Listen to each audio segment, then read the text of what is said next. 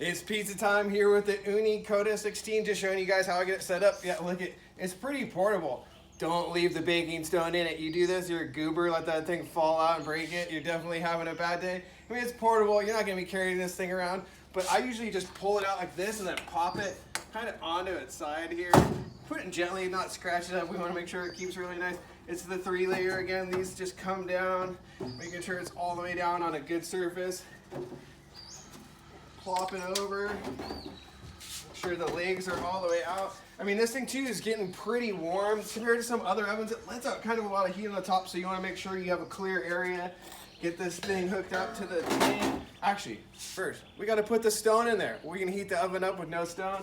I kept the plastic that it came in. I mean, why throw that out? It's like nice bubble wrap to keep that thing safe if you're going to be transporting your oven. Instead of putting that in the trash or recycling, who knows where that goes. Just keep it till it runs out of its juice. Keeping your baking stone safe in here. Or these guys call it a board.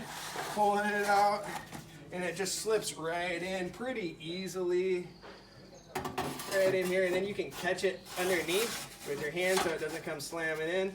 Got that in there. Propane tank down here.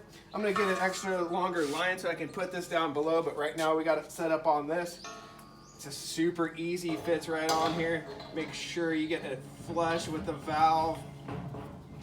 Nice and on there tight, not too tight, Goldilocks style. Make sure that propane tank is safe. Open up the valve. And then Ooni recommends me when you're turning this thing on, push it in, hold for 3 seconds. As you're turning it should click, ignite, hold it for 5 with that flame on, and then that thing should be blazing up.